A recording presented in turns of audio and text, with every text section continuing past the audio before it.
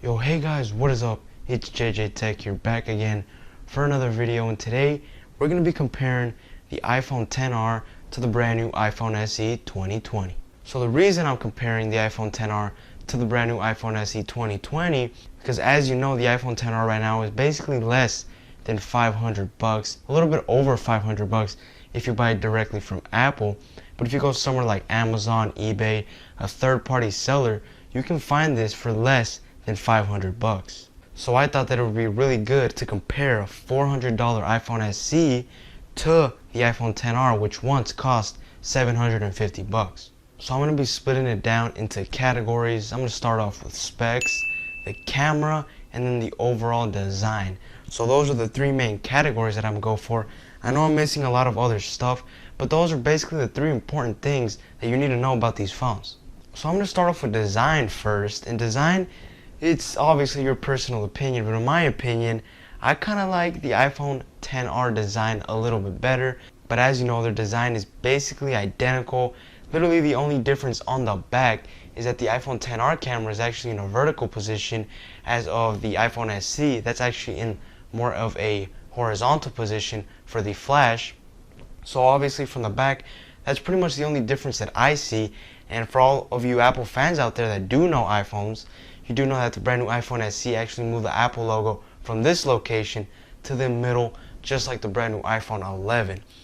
Personally, I kind of prefer the Apple logo just up here. I don't know, maybe it's because I've been used to it all along, because Apple's been doing it forever, and it's kind of weird to me that they changed it. But overall, the design, like I said, I'm not really going to give a win to any of these phones here, just because this is obviously personal preference. Personally, I gotta go with the iPhone XR design. Now, I didn't talk about too much with the design of these phones, because if you think about it, they're pretty much identical. There's not really much of a difference to really go in depth with the design of these phones. But the next category is going to be a little different. Now let's talk about the specs. Now this thing is probably one of the most important things about the brand new iPhone SE, and that is that the brand new iPhone SE has a brand new A13 Bionic chip, which is found, guys, in the brand new iPhone 11 and 11 Pro that came out last year. So basically, you're getting a chip that's found in a $1,000 phone in a $400 phone.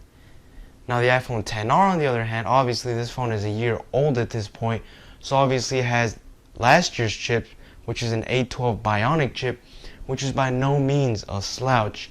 This is probably still more powerful than the Samsung Galaxy S20. So I'm going to give the win to the iPhone SE because it does have the A13 Bionic. Now the RAM is kind of a different story, because they do have the same amount of RAM, the iPhone XR and the iPhone SE, but the iPhone 11 Pro obviously has 4 gigabytes of RAM. But obviously at the end of the day, it is an iPhone, and you won't really notice that when you are multitasking on these phones. But still, I'm going to have to give the spec win to the iPhone SE. Now lastly, I'm going to be talking about the camera on these phones. So as you know, I've done a bunch of videos already on the iPhone XR, so that's why I'm not going too in depth on the design or the specs on this phone, just because I've done so many videos on this phone that, you know, you can just click the link in the description, and I will leave a video of the review of this iPhone XR if you are interested. But back to the camera. As you know, the iPhone XR has a 12 megapixel shooter, and it is a single lens. As you know, the iPhone SE is also a single lens, and this is probably where they're the most similar to me, is because they only have one camera, but the iPhone SE is pretty interesting. So as you know, the iPhone SE has the iPhone 8 camera lens, which is the exact same, but since it does have that new A13 Bionic chip, it does do some processing in the camera itself to make it actually look better. So it does look better than the iPhone 8, and I have seen some sample videos online on YouTube and stuff of other reviewers reviewing this phone, and overall the camera quality definitely doesn't look as good as the iPhone 11 or 11 Pro, but even the XR, I think, actually does beat it in the camera. But keep in mind, not by much. If you do end up getting an iPhone SE, it is no slouch in the camera department. It is actually very close to the 11 series of iPhones, and with the iPhone XR, I would say it's on par. So in this category, I'm not going to give any of these phones the win, just because the iPhone SE, even though it does have the iPhone 8 camera lens, the hardware, the software on the iPhone SE with that new A13 Bionic is what's making the difference in the camera quality. And obviously, as you know, this does have the A12 Bionic chip, but I feel like the camera lens is actually a little bit better on the iPhone XR just because this is kind of like their flagship. Well, it was their flagship in 2018, so they put flagship specs on this camera. So overall, like I said, I'm not going to give any of these phones the win. So at the end of the day, which phone should you buy right now? That's where I get down to the price.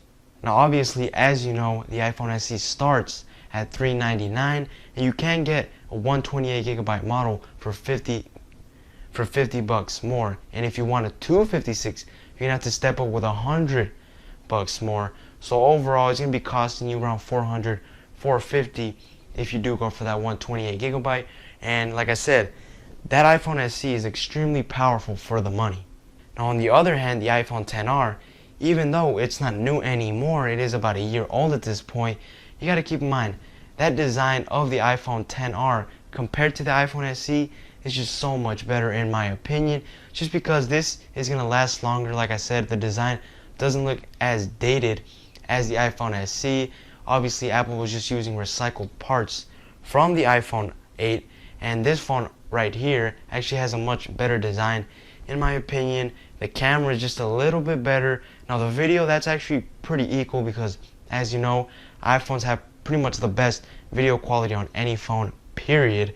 So yeah, overall, I think I'm gonna have to give the iPhone SE the win, just because this phone does cost a little bit more than the iPhone SE right now. But if you think about it, the specs are a little bit better on the iPhone SE, and you're pretty much getting the same specs as this phone, if not better. Overall, I would recommend to buy the iPhone SE in 2020, unless you want that design with the notch, you want the Face ID, and you also want that bezel-less display. But other than that, I would go with the iPhone SE in 2020. So that pretty much wraps up today's video. Hope you guys enjoyed the video. Subscribe down below and follow my Instagram at jjtech123, because I'm going to be posting 2 videos a week. Like I said, I already have a video for this desk setup tour. Like I said, that's coming next video 100%. I already recorded this video. So yeah, stay tuned for that video coming next, guys. So yeah, hopefully you guys enjoyed this video, and let me know in the comments down below. Are you team iPhone XR or are you team iPhone SE? Let me know. Thank you guys for watching. Peace out.